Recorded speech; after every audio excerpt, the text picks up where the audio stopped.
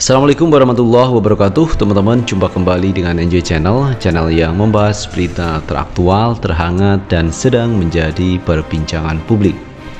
Sahabat Enjoy Channel, kali ini kita akan membahas pasca KPU mengumumkan perolehan suara terbanyak di Pilpres kemarin adalah Prabowo Subianto.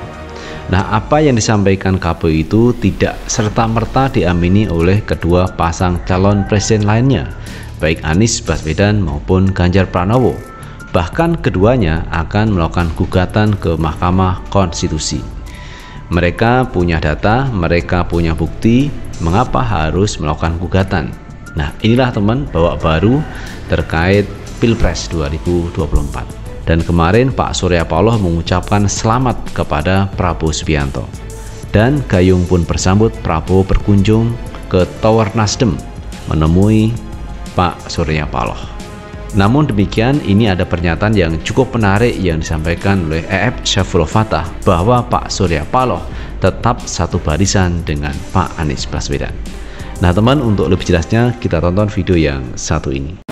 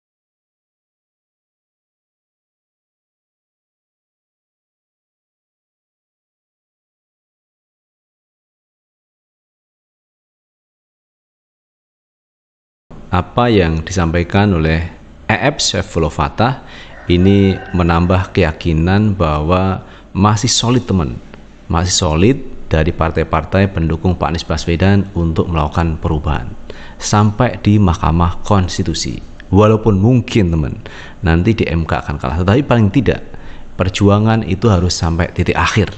Titik akhirnya di mana? Ya di Mahkamah Konstitusi. Karena di MK itu adalah keputusan akhir siapakah sebenarnya pemenang Pilpres 2024 atau terjadi pemilu tahap kedua. Karena masing-masing paslon bisa dimungkinkan tidak bisa mencapai 50% plus 1. Maka akan terjadi pemilu babak kedua. Nah, semua itu nanti keputusannya ada di Mahkamah Konstitusi.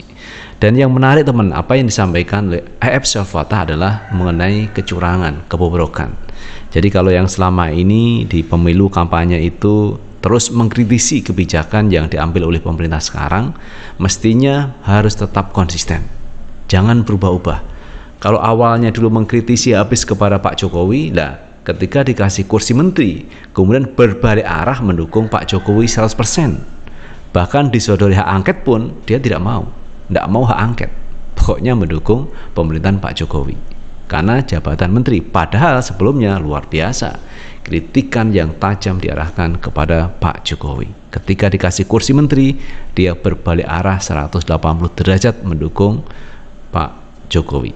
Ini satu fenomena yang terjadi saat ini di negeri kita. Ketika jabatan sudah dikasih, maka dia akan diam. Istilah orangnya akan mingkem dari yang sebelumnya mengkritisi kebijakan dari Pak Jokowi. Nah, karena itu teman, ini juga ada pendapat dari Pak Anies Baswedan mengenai Pilpres, mengenai kecurangan. Coba kita tonton video yang satu ini.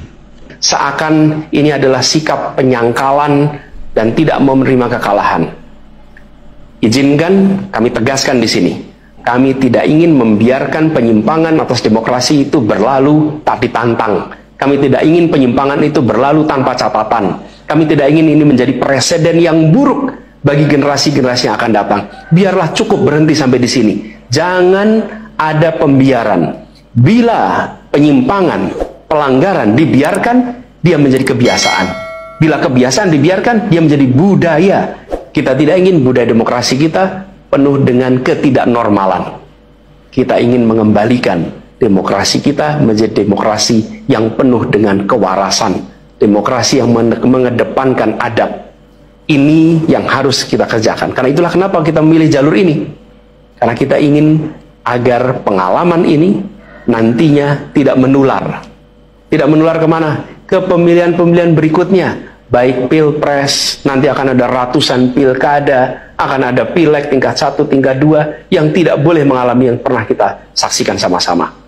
Walaupun kami sadar kita ini dalam situasi yang tidak normal. Banyak yang menyampaikan kepada kami bahwa kemungkinan untuk bisa mendapatkan keadilan itu kemungkinannya amat kecil.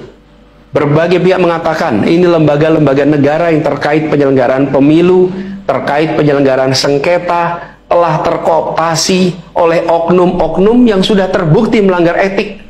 Bahkan ada yang ketuanya sudah melanggar kode etik berkali-kali, sudah diberikan sanksi berkali-kali, tapi tetap saja dibiarkan menjalankan perannya. Padahal perannya memiliki dampak pada kehidupan seluruh bangsa Indonesia dan perjalanan ke depan negara kita. Meskipun kita dengar itu semua, meskipun kita saksikan ketidaknormalan itu, tapi kami tetap memilih berada pada jalan dan jalur konstitusi. Kami berharap pertolongan Allah Subhanahu wa Ta'ala, pertolongan Tuhan yang Maha Kuasa. Semoga Allah bukakan, Allah teguhkan hati para hakim konstitusi itu untuk mereka bisa imparsial, untuk mereka memiliki keberanian, untuk mereka mengambil keputusan yang adil, keputusan yang benar, keputusan yang nantinya akan mereka pertanggungjawabkan di hadapan Tuhan yang Maha Kuasa. Keputusan yang akan mereka pertanggungjawabkan di hadapan sejarah perjalanan bangsa Indonesia, yang akan dipertanggungjawabkan di depan anak cucu mereka di kemudian hari. Ini adalah harapan kita, dan kami yakin insya Allah mereka akan bisa menjalankan apa yang menjadi harapan dari kita semua. Mari kita terus jalankan perjuangan ini dengan menjunjung tinggi etika, menjaga kedamaian dan persatuan. Kita dukung langkah tim hukum, dan kita biarkan segala temuan itu nantinya disampaikan dan menjadi rekam sejarah yang tercatat secara resmi dalam lembaran risalah-risalah Mahkamah Konstitusi Republik Indonesia. Ini biar menjadi catatan, catatan pengingat, catatan yang penting bagi perjalanan Republik ini, perjalanan bangsa ini di masa yang akan datang. Seperti saya katakan tadi, jangan sampai ini berulang lagi. Dan izinkan kami mengakhiri dengan menyampaikan terima kasih. Terakhir, kami tegaskan sekali lagi, apapun takdir yang ditetapkan oleh Allah Subhanahu wa Ta'ala, oleh Tuhan Maha Kuasa nanti, kami akan bersama dengan gerakan perubahan. Itu sahabat Enjoy Channel, pernyataan yang cukup baik dari Pak Anies Baswedan mengenai Pilpres 2024. Ada satu kata dari saya untuk Pak Anies harus konsisten, harus tetap teguh pendirian. Kalau yang diambil itu jalur perubahan, maka tetaplah di situ. Jangan sampai nanti diberikan kursi menteri lalu berubah pendirian, seperti yang di sebelah kemarin dikasih jabatan menteri lalu berubah haluan. Tetaplah konsisten di jalur perubahan. Agar apa? Agar Indonesia itu punya oposisi yang kuat. Selain oposisi di DPR, juga ada oposisi dari warga masyarakat Indonesia. Itu jauh lebih baik. Karena demokrasi itu akan normal, akan berjalan baik kalau ada yang oposisi. Karena dengan oposisi itu bisa mengawasi, bisa mengkritisi kebijakan-kebijakan yang diambil pemerintah. Nah, ini luar biasa. Tidak seperti kemarin ketika Pilpres 2019 Pak Prabowo kalah, ditawari jabatan menteri langsung ikut kepada Pak Jokowi. Padahal sebelumnya kritikan yang begitu tajam diarahkan kepada Pak Jokowi. Tetapi ketika dikasih jabatan menteri langsung ikut dalam gerbongnya Pak Jokowi. Tapi kayaknya ini berbeda dengan Pak Anies Baswedan. Pak Anies Baswedan tetap konsisten pada jalur perubahan, dan ini akan memberikan semangat baru, harapan baru. Indonesia ternyata masih ada orang-orang yang jujur, orang-orang yang konsisten, orang-orang yang berintegritas. Salah satunya adalah Pak Anies Baswedan. Dan kali ini kita juga akan putarkan satu video dari seorang ulama tokoh yang dulunya mengkritisi, sekarang bergabung. Jadi kita akan melihat perbedaan antara Pak Anies dengan seorang ulama atau tokoh yang satu ini. Lalat yang berkumpul di dalam sebuah bangkai lebih bagus daripada ulama yang berkumpul di depan pintu penguasa. Allah. Yang ngomong Ka'ab bin Malik, takbir. Nah, yang begitulah yang kita perlukan, yaitu ulama-ulama yang tidak mau dan anti mendekat kepada penguasa. Beredar video viral, dikatanya saya mendukung koalisi Mukelo jauh dekat Goraok. Sampai mati oposisi, sampai mati. Siapapun presidennya. Anda pernah bilang bahkan kepada Pak Prabowo yang pernah Anda dukung, Pak, kalau Bapak jadi presiden, detik itu juga langsung saya sampaikan, Allah yang menyaksikan, langsung saya nyatakan saya oposisi terhadap Bapak. Artinya nggak boleh ulama main-main di dekat pintu penguasa. Pantang, apalagi orang Betawi nih. Oh, pantang, tempayan nyamperin gayung. Oh, nggak bakal tempayan nyamperin gayung. Betul? Nggak boleh. Gayung yang nyamperin tempayan. Saya tidak pernah ambil pusing Pak Prabowo di belakangnya ada siapa, di depannya ada siapa, di sampingnya ada siapa. Dan saya tidak ambil pusing 1000 ulama, 1000 kiai, 1000 ustadz, 1000 ijtima, saya nggak ambil pusing. Tugas saya adalah mengantar Pak Prabowo dilantik menjadi presiden. Karena apa? Karena saya kenal beliau sejak beliau belum menikah. Nah, itu sahabat Enjoy Channel apa yang disampaikan oleh Pak Haikal Hasan. Dulu dan sekarang ini berbeda apa yang disampaikan, dan teman-teman bisa menilai apakah itu bentuk konsisten atau inkonsisten, punya integritas atau tidak punya integritas. Karena seorang ulama, seorang tokoh itu mestinya bisa digugu dan ditiru, bisa menjadi teladan. Kalau dia mengatakan A, ya besok tetap A, jangan hari ini A, besok B. Nah, itu namanya tidak konsisten. Apalagi kalau sudah dikasih jabatan misalkan komisaris BUMN, nah ini akan mendukung all out kepada seseorang yang sedang menjadi pejabat atau menjadi presiden. Nah, itu sahabat Enjoy Channel, bagaimana menurut pendapat teman-teman semuanya? Tulis di kolom komentar, karena komentar teman-teman akan sangat bermanfaat untuk yang lain. Sukses selalu. Assalamualaikum warahmatullahi wabarakatuh.